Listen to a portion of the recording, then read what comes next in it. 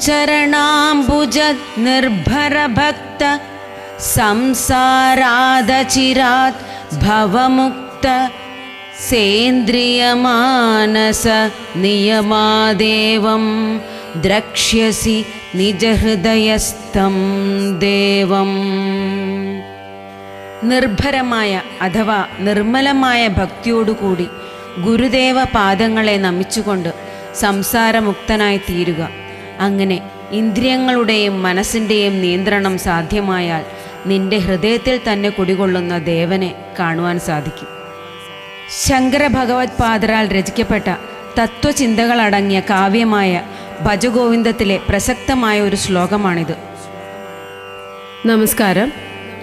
പ്രപഞ്ചത്തിൻ്റെ അതീന്ദ്രിയവും അന്തർലീനവുമായ യാഥാർത്ഥ്യവും നിലനിൽപ്പിൻ്റെ ആന്തരിക കാരണവും സർവ്വതിലും വ്യാപിച്ചിട്ടുള്ളവനുമായ ഭഗവാൻ വിഷ്ണുവിനെ ആരാധിക്കുന്ന സ്വർഗവാതിൽ ഏകാദശി അഥവാ വൈകുണ്ഠ ഏകാദശി. ഭഗവാൻ വിഷ്ണുവിനെ ആരാധിച്ച് വ്രതം നോറ്റ് പാപമുക്തി നേടാനും ജീവിത വിജയം കൈവരിക്കാനും ഒടുവിൽ സായുജ്യം നേടി മോക്ഷം നേടി ആ പാദപത്മങ്ങളിൽ ചേരാനും വേണ്ടി നമ്മൾ നോൽക്കുന്ന പ്രധാന ഏകാദശികളിൽ വളരെ പ്രാധാന്യമേറിയ ഏകാദശിയാണ് വൈകുണ്ഠ ഏകാദശി. വൈകുണ്ഠം എന്നാൽ ഭഗവാന്റെ വാസസ്ഥലമായ ദിവ്യമായ നശ്വരമായ നിത്യാനന്ദം നിറഞ്ഞതും കൂടാതെ 14 ലോകങ്ങൾക്ക് മുകളിലുള്ള ഉയർന്ന മണ്ഡലമാണ്. വിഷ്ണു ഭഗവാന്റെ പ്രിയപ്പെട്ട പരമഭക്തർക്ക് മുക്തി ലഭിക്കുന്ന സ്ഥലം. വിഷ്ണു ഭഗവാന്റെ ഭക്തരുടെ ഭക്തി പാരമ്യത്തിൻ്റെ അടിത്തറയാണ് പരമപദമായ സ്വർഗമായ വൈകുണ്ഠം. വിഷ്ണു ഭഗവാൻ ആദിശേഷനാകുന്ന കുടയുടെ കീഴിൽ ആദിശേഷനാകുന്ന തൽപ്പത്തിൽ വാണരുളുന്ന ദിവ്യസ്ഥലമാണ് വൈകുണ്ഠം. ഭഗവാൻ നാരായണനും ലക്ഷ്മി ഭഗവതിയും അനന്തനും ഒന്നിച്ചു വസിക്കുന്ന പുണ്യസ്ഥലം. മോക്ഷം ലഭിച്ച ആത്മാക്കൾ നിത്യാനന്ദത്തിൽ വസിക്കുന്ന പരംധാമ ആണ് വൈകുണ്ഠം. മനസ്സും ഇന്ദ്രിയങ്ങളും അടക്കിയ പരമമായ ഭക്തി കൊണ്ടല്ലാതെ വൈകുണ്ഠം പോകാൻ സാധ്യമല്ല. വൈകുണ്ഠത്തിൽ ഇന്ദ്രിയങ്ങളെ ജയിച്ചവർ മാത്രം ലക്ഷ്മി നാരായണനെ സേവിച്ച് നിത്യാനന്ദത്തിൽ കഴിയുന്നു.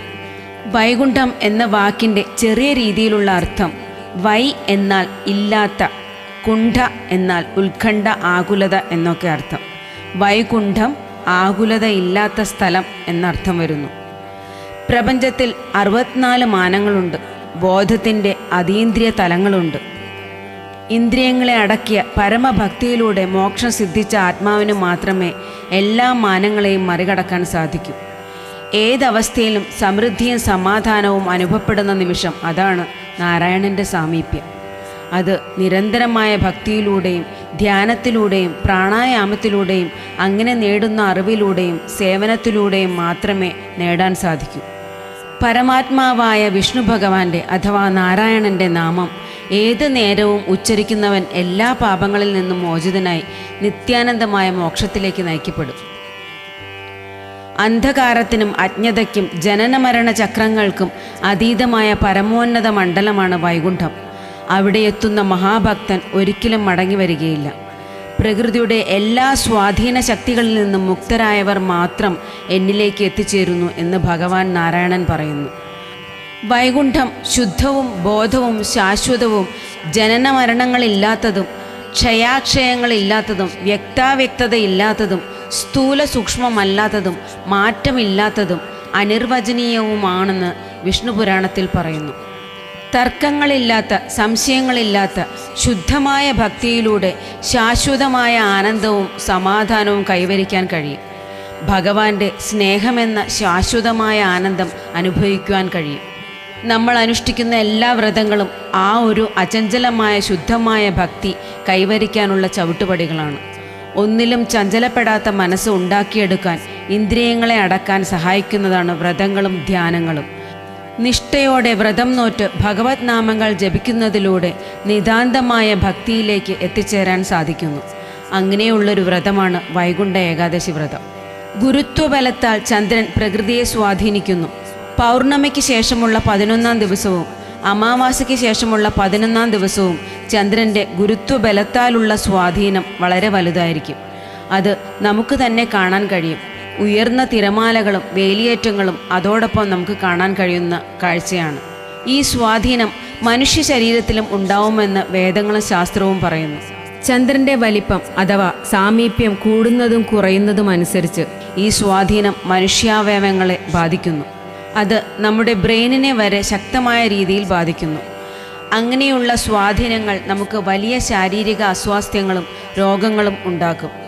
ആ സ്വാധീനം കുറയ്ക്കാൻ വേണ്ടിയാണ് ഭക്ഷണം നിയന്ത്രിച്ച് വ്രതമെടുക്കാൻ പറയുന്നത്. ഭക്ഷണ നിയന്ത്രണത്തിലൂടെ ഈ അസ്വാസ്ഥ്യങ്ങളും അപകടങ്ങളും ഒഴിവാകുന്നു. എല്ലാ ഏകാദശിയിലും വ്രതത്തിൻ്റെ പ്രാധാന്യം അതാണ്. അങ്ങനെയുള്ള ഒരു ഏകാദശി ദിനത്തിൽ ബ്രഹ്മാവ് വേദങ്ങൾ മറന്നുവച്ചതിനെ തുടർന്ന് മധുകൈടഭന്മാർ അത് മോഷ്ടിച്ച് കടന്നുകളഞ്ഞു. വേദങ്ങൾ തിരിച്ചെടുക്കാനായി മത്സ്യാവതാരമെടുത്ത മഹാവിഷ്ണു മധുകൈടഭന്മാരെ തോൽപ്പിച്ച് വേദങ്ങൾ വീണ്ടെടുക്കുന്നു. എന്നാൽ വളരെ നിരാശരായി കാണപ്പെട്ട മധുകൈടഭന്മാരോട് വേദങ്ങൾ മോഷ്ടിക്കാനുള്ള കാരണവും അവരുടെ നിരാശയ്ക്കുള്ള കാരണവും മഹാവിഷ്ണു തിരക്കുന്നു. അതിനുള്ള മറുപടിയായി ജനന മരണങ്ങളാകുന്ന ഈ ജീവിതചക്രത്തിൽ അവർക്ക് മനം മടുത്തുവെന്നും അതിൽ നിന്നും അവർക്ക് മോക്ഷം വേണമെന്നും പറയുന്നു. മോക്ഷം ലഭിക്കുക എന്നത് വളരെ ബുദ്ധിമുട്ടുള്ള കാര്യമാണെന്ന് ഭഗവാൻ അവരെ പറഞ്ഞു മനസ്സിലാക്കുന്നു. അതിനുള്ള എളുപ്പമാർഗം എന്തെന്ന് മധുകൈടഭന്മാർ മഹാവിഷ്ണുവിനോട് ചോദിക്കുന്നു. തൻ്റെ ഭക്തരായ മധുകൈടഭന്മാരുടെ ആഗ്രഹത്തെ ഭക്തവത്സലനായ ഭഗവാൻ പരിഗണിച്ചുകൊണ്ട് വൈകുണ്ഠത്തിൻ്റെ വടക്കേ പ്രവേശന കവാടത്തിൽ വരാൻ ആവശ്യപ്പെടുന്നു. അതനുസരിച്ച് മധുകൈടഭന്മാർ അവിടെ ചെല്ലുകയും ഭഗവാൻ അവരെ വൈകുണ്ഠത്തിലേക്ക് കടത്തിവിടുകയും ചെയ്തു. ധനുമാസത്തിലെ വെളുത്ത പക്ഷ ഏകാദശി ദിനമായിരുന്നു അത്. വൈകുണ്ഠ ഏകാദശി ദിനമാണ് മധുകൈടഭന്മാർക്ക് മോക്ഷം ലഭിച്ചത്. സ്വർഗവാതിൽ ഏകാദശി എന്നും ഈ ഏകാദശി അറിയപ്പെടുന്നു. ജന്മജന്മാന്തരങ്ങളായി അറിഞ്ഞോ അറിയാതെയോ ചെയ്തിട്ടുള്ള എല്ലാ പാപങ്ങളിൽ നിന്നും മുക്തി ലഭിച്ച് മോക്ഷം നേടാനുള്ള ഏറ്റവും പവിത്രമായ വ്രതമാണ് വൈകുണ്ഠ ഏകാദശി വ്രതം. വ്രതമെടുത്ത് നിറഞ്ഞ ഭക്തിയോടെ ഏകാദശി വ്രതം അനുഷ്ഠിക്കുന്ന ഭക്തർക്ക് വൈകുണ്ഠത്തിലെ വടക്കേ കവാടം തുറന്നുകൊടുത്ത് ഭഗവാൻ മോക്ഷം നൽകുമെന്ന് വിശ്വാസം. പൂർണ്ണ ഉപവാസമായോ പഴങ്ങൾ മാത്രം ഭക്ഷിച്ചോ വ്രതമെടുക്കാം. ദശമി മുതൽ ഒരിക്കലൂണായി വ്രതം തുടങ്ങണം. എല്ലാ വിഷ്ണു അഥവാ കൃഷ്ണക്ഷേത്രങ്ങളിലും വൈകുണ്ഠ ഏകാദശി വളരെ പ്രാധാന്യത്തോടെ ആഘോഷിക്കുന്നു. എല്ലാ വിഷ്ണു ക്ഷേത്രങ്ങളിലെയും വടക്കേ പ്രധാന വാതിൽ തുറക്കുന്ന ദിവസമാണ് വൈകുണ്ഠ ഏകാദശി വ്രതം. ഈ ദിവസമാണ് വൈകുണ്ഠദ്വാരം അഥവാ സ്വർഗത്തിലേക്കുള്ള കവാടം തുറക്കുന്നതെന്ന് വിശ്വാസം. വൈകുണ്ഠ ഏകാദശി ദിവസം വിഷ്ണു ക്ഷേത്രങ്ങളിലെ വൈകുണ്ഠ കവാടത്തിലൂടെ കടക്കാൻ ഭക്തരുടെ തിരക്കാണ്. പല ക്ഷേത്രങ്ങളിലും ഈ ദിനത്തിൽ മാത്രമാണ് വൈകുണ്ഠദ്വാരം എന്ന വടക്കേ കവാടം തുറക്കുന്നത്. ബ്രാഹ്മ മുഹൂർത്തത്തിൽ എഴുന്നേറ്റ് കുളിച്ച് പൂജാമുറിയിൽ ദീപം തെളിയിച്ച് ഗണപതി സ്തുതി, ദേവീസ്തുതി, വിഷ്ണുസ്തുതി എന്നിവ ചൊല്ലി പ്രാർത്ഥിച്ച് തുളസിത്തറയിൽ ദീപം തെളിയിച്ച് തുളസി പ്രദക്ഷിണം ചെയ്ത് അന്നേ ദിവസം മുഴുവൻ വ്രതത്തോടും നാമജപത്തോടും കൂടി കഴിച്ചുകൂട്ടണം. ഈ വർഷം 2025 വൈകുണ്ഠ ഏകാദശി തിഥി ഡിസംബർ 30 രാവിലെ 7:51 ആരംഭിച്ച് ഡിസംബർ 31 വെളുപ്പിന് 5:01 അവസാനിക്കുന്നു. പാരണ സമയം 2026 ജനുവരി 1 രാവിലെ 7:14 മുതൽ 9:18 വരെ ഉള്ള സമയത്താണ്. ഹരിവാസരം വരുന്നത് ഡിസംബർ 30 രാത്രി 10:12 മുതൽ ഡിസംബർ 31 രാവിലെ 10:12 വരെയാണ്. ഈ വർഷം അതായത് 2025 ഏകാദശി തിഥി വരുന്നത് ഡിസംബർ 30 31 2 ദിവസവും ഉദയാൽപരം ഏകാദശി വരുന്നില്ല. അതിനാൽ ദ്വാദശി ചേർന്നു വരുന്ന ഏകാദശി ദിവസമാണ് ഏകാദശിയായി വ്രതം നോൽക്കേണ്ടത്. അത് ഡിസംബർ 31 ദശമി ചേർന്നു വരുന്ന ഏകാദശി വ്രതമായി നോൽക്കുന്നതിനേക്കാൾ ഏറ്റവും ഉത്തമം ദ്വാദശി ചേർന്നു വരുന്ന ഏകാദശി എടുക്കുന്നതാണ്. അതിന് ചില പ്രത്യേക കാരണങ്ങളുണ്ട്. അതിനെക്കുറിച്ച് അടുത്ത വീഡിയോയിൽ വിശദമായി പറയാം. ദിവസം മുഴുവൻ വിഷ്ണു സ്തോത്രങ്ങളും വിഷ്ണു ഭുജംഗവും നാരായണീയം, ഭഗവത്ഗീത എന്നിവ ചൊല്ലുന്നത് ഏറ്റവും പുണ്യം. സ്വർഗവാതിൽ ഏകാദശി ദിനത്തിൽ വിഷ്ണു ഭുജംഗം ചൊല്ലുന്നത് സർവ്വപാപങ്ങളും നശിച്ച് സന്തോഷകരമായ ജീവിതം നയിച്ച് വിഷ്ണുപദം പൂകാൻ സഹായിക്കുന്നു.